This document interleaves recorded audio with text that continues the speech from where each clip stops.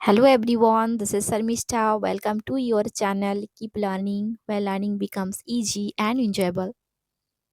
A few days ago, we started our grammar series where we learn how to identify factitive object, ditransitive object, and transitive verb, intransitive verb, along with some advanced concept of passive voice. Along the way, we have also explored vocabulary, listening skills, and some fun learning activities. And now we are continuing our grammar series according to our new class schedule. For the complete weekly schedule, please check the description box below this video. I have mentioned the schedule there so that you can easily keep track of all the upcoming classes. So, without any further delay, let's get back to our grammar series and continue learning together. Let's begin. So, today we learn how to identify reflexive object and cognate object. Before that, we will see some examples and we'll try to differentiate between the examples. Then I'll go to the definition. Okay, so let's see. So these are the examples. She blamed herself. Next is we enjoyed ourselves. I know myself. Next, she sang a song. He slept a sound sleep. I lived a good life. So these are the examples. And my questions to you, did you notice the difference between the given examples? কিছু কি তোমরা পার্থক্য বুঝতে পারলে যে first যে তিনটা example show করলাম অ্যান্ড দ্য নেক্সট যে তিনটা এক্সাম্পল শো করলাম? চলো আমরা এটা এখন খুঁজে বার করার চেষ্টা করি। So let's find out. First এক্সাম্পলটা দেখো, আই নো মাই সেলফ। তারপরে সি স্যাং আ সং। এই দুটো এক্সাম্পলকে পাশে রেখে রেখে আমরা বুঝতে চেষ্টা করব। যখন তোমরা এই দুটো এক্সাম্পলকে পাশে রেখে বুঝতে পারবে, আর বাকি যে দুটো অবশিষ্ট থাকলো, মানে ফার্স্ট পেজে যে তিনটা শো হয়েছিল সেখানে আর দুটো লেফট থাকছে, সেকেন্ড পেজে যে তিনটে এক্সাম্পল শো হয়েছিল সেখানে দুটো বাদ থাকছে। সো সেই দুটোকে তোমরা ইজিলি ডিফারেন্সিয়েট করতে পারবে। আগে দেখো আমরা ফার্স্ট এক্সাম্পলটা দেখি, আই নো মাই সেলফ। এবার দেখো তো এখানে আমি নিজেকে জানি। এখানে দেখো ভার্বের অ্যাকশনটা কোথাও না কোথাও আমার উপরেই ফিরে আসছে, মানে যে সাবজেক্ট তার উপরেই ফিরে আসছে। আই নো মাই সেলফ, আমি নিজেকেই জানি, বুঝছে? সো এমন একটা এই যে মাই সেলফ বোঝানো হচ্ছে, এখানে তো এটাই অবজেক্ট। তাহলে এই অবজেক্টটা আইডেন্টিফাই করছে, এই যে অবজেক্টটা আমাদেরকে ইন্ডিকেট করছে যে ভার্বের অ্যাকশনটা সাবজেক্ট উপরেই ফিরে আসছে, মানে সাবজেক্ট এন্ড অবজেক্ট এরা দুজন কিন্তু সেম ব্যক্তি। নেক্সট এক্সাম্পল দেখো, সি স্যাং আ সং। এখানে ভার্ব হচ্ছে স্যাং, আর সং হচ্ছে গিয়ে করে অবজেক্ট।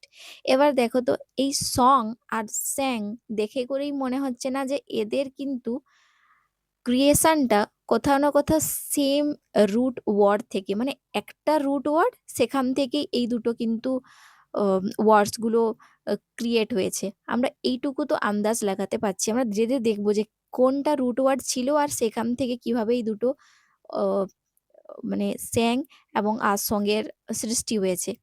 এবার দেখো, তাহলে এই যে ডিফারেন্সিয়েশনটা আমরা খুঁজে বার করলাম, তাকে যদি আমরা ডেফিনেশনে ফেলি তাহলে কি আমরা এটা বলতে পারবো? দেখো তো, আর reflexive object is an object of a verb that indicates that the action of the verb is directed back to the subject. মানে এটা আমরা বললাম যে রিফ্লেক্সিভ অবজেক্ট হচ্ছে কি এমন একটা অবজেক্ট, মানে ভার্বের এমন একটা অবজেক্ট যেটা আমাদেরকে বোঝায় যে ভার্বের অ্যাকশনটা কিন্তু সাবজেক্টের উপরেই ডাইরেক্টেড হচ্ছে, আছে মানে সাবজেক্টের উপরেই প্রভাব ফেলছে।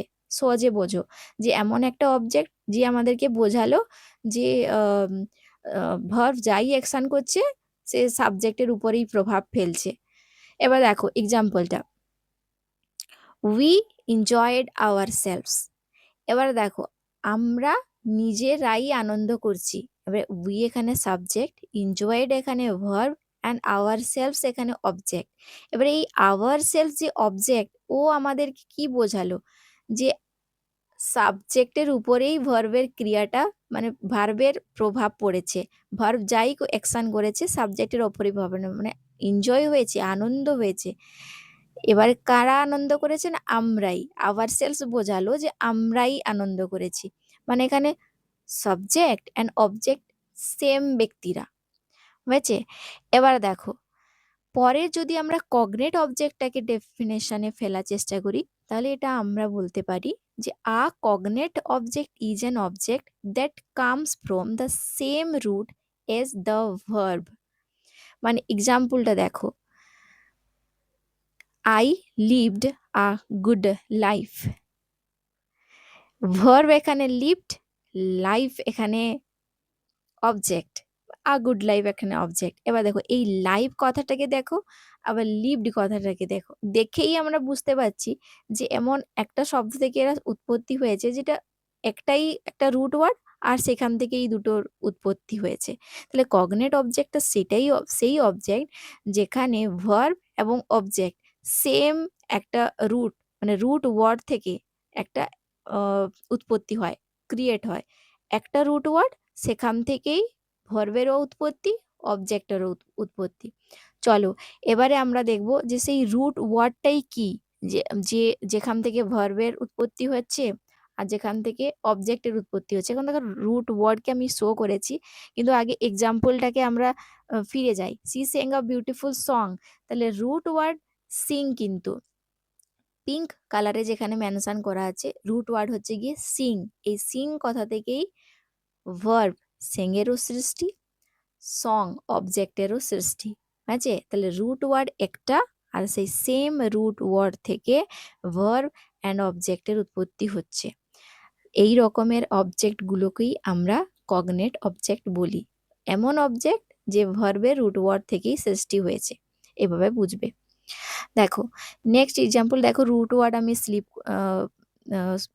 স্ক্রিনে শো করাচ্ছি। এবার এক্সাম্পলটা দিলাম, দেখো he slept a sound sleep. Root word তো স্লিপ, এবার সেই স্লিপ থেকেই সৃষ্টি ভার্বের স্লেপ্ট, এবং সেই স্লিপ থেকেই সৃষ্টি অবজেক্টের স্লিপ। আছে? তাহলে এখানে স্লিপটা কিন্তু সাউন্ড স্লিপ, এখানে কিন্তু কগনেট অবজেক্ট। তাহলে আমরা কি বুঝলাম, যে রিফ্লেক্সিভ অবজেক্ট হচ্ছে গিয়ে করে এমন একটা অবজেক্ট যে আমাদেরকে বোঝাবে যে ভার্বের যা কিছু অ্যাকশন হলো তার প্রভাব কিন্তু সাবজেক্টের উপরেই পড়লো। মানে এখানে সাবজেক্ট এবং অবজেক্ট সেম ব্যক্তি বা সেম জিনিস। আছে? এবারে দেখো কগনেট অবজেক্ট হলো সেটাই যেখানে ভার্ব এবং অবজেক্ট একটা রুট ওয়ার্ড দিয়েই সৃষ্টি হচ্ছে। একটা ওয়ার্ড, সেখান থেকেই সৃষ্টি হচ্ছে ভার্বের, আর সেইখান থেকেই সৃষ্টি হচ্ছে অবজেক্টের। তাহলে সেই অবজেক্টটাকেই আমরা বলছি কগনেট অবজেক্ট। তোমরা রিফ্লেক্সিভ অবজেক্টগুলোকে দেখার পরে আরও অনেক অনেক এক্সাম্পল তোমাদের মাথায় এসছে আমি জানি, যেমন myself, himself, herself, themselves, ourselves, loads of the things are there. So সেই এক্সাম্পলসগুলো দেখার পরেই তোমাদের একটা মাথায় এসছে যে রিফ্লেক্সিভ প্রোনাউনের কথা, সাথে সাথে তোমাদের এটাও মাথায় এসেছে ইমফেটিক প্রোনাউনের কথা। এই দুটো কিন্তু অনেক কনফিউজিং, মানে এক্সাম্পলসগুলো তো সেম, কিন্তু আবার কখনো সেই একই এক্সাম্পলসগুলোকে আমরা রিফ্লেক্সিভ প্রোনাউন বলছি, আবার সেই একই এক্সাম্পলসগুলোকে কখনো আমরা ইমপ্যাটিক প্রোনাউন বলছি। তাহলে আমরা বুঝবো কি করে যে কোনটা রিফ্লেক্সিভ প্রোনাউন আর কোনটা ইমপ্যাটিক প্রোনাউন? দেখো সেটা কিন্তু বোঝার জন্য তোমাদেরকে নেক্সট ক্লাসের জন্য ওয়েট করতে হবে, যেখানে আমরা বোঝার চেষ্টা করব how to identify reflexive pronoun and emphatic pronoun, বা the difference between emphatic pronoun and reflexive pronoun. So thank you so much for watching. Stay tuned for the next lesson. আমি অলরেডি মেনশন করে দিয়েছি next lesson কি হবে। So God bless you all.